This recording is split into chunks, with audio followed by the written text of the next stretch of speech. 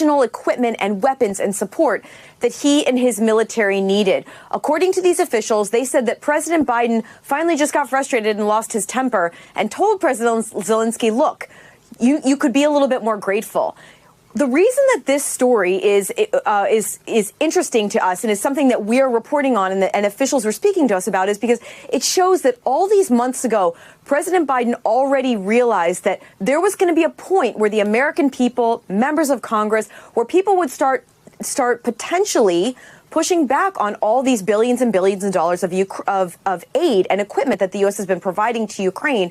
And he knew that the narrative out there needed to be that the Ukrainian people and President Zelensky were grateful for it if the support was going to continue at that same level, Kate. But back then, of course, the media barely covered it. But now that Donald Trump stands his ground and refuses to let Zelensky pull the same sob story routine, suddenly it's a global crisis, right? Suddenly it's the greatest setback that America has ever experienced on the world stage. Even though likely this story is going to be forgotten in like 2 weeks. Give me a freaking break, and you know what this is telling me? Maybe the issue with this, let's call it diplomatic breakdown, isn't Donald Trump, but rather it's Zelensky. And you know that might be the case when Lindsey Graham is now saying that he should step down. Might as well insert this clip here. I was supposed to play it yesterday on one of the videos I recorded, but we made a little editing mistake on our side. So let's just play it here. What I think? Complete, utter disaster. Somebody asked me, am I embarrassed about Trump? I have never been more proud of the president. What I saw in the Oval Office was disrespectful. I think most Americans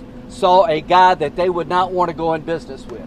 The way he handled the meeting, the way he confronted the president was just over the top. So I think the relationship between Ukraine and America is vitally important. But can Zelensky do a deal with the United States? After what I saw, I don't know. I told Zelensky, we'll talk about security guarantees. We'll talk about ceasefires and how the war ends. This is a process.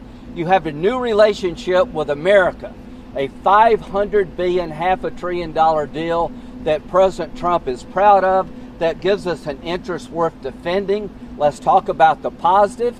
But he was terrible at Munich, Zelensky. And I think he has made it almost impossible to sell to the American people that he's a good investment. Do you think President Zelensky needs to resign to resume these peace talks? He either needs to resign and send somebody over that we can do business with, or he needs to change. Yeah, when the biggest war hawk in Washington is telling you to resign, I think it's pretty much over. This is the same guy who would feed his own mother to sharks if it meant starting another endless war in the Middle East, and even he's tapping out. But of course, the media doesn't want to focus on any of that. No, it's just Trump, Trump, Trump, Trump, Trump, right? Trump, Russia, here we go again. Instead of being fair, balanced, neutral, looking at both sides, providing a different perspective, it's all Donald Trump's fault, and let's just go to the next conspiracy theory, right? Which of course is what the left is best at, and they're already cooking up their next conspiracy theory, trying to claim that Trump set Zelensky up. Oh, please. Obviously, it's a very sad day and an embarrassment for the United States on the world stage. But I think there's no question that this was a setup. You heard Donald Trump say at the end of that clip you played, this is great television. This was a setup. Volodymyr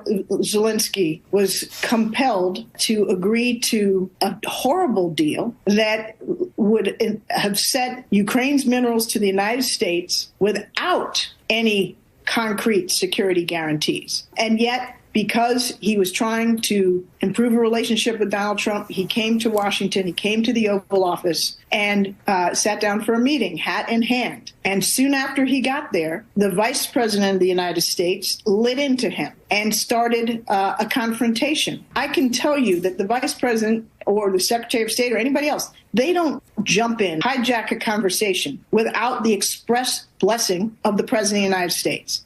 So J.D. Vance did that deliberately. Donald Trump knew what he was going to do. And I think, as he said at the end, because he can't, help himself, this was a setup for the cameras.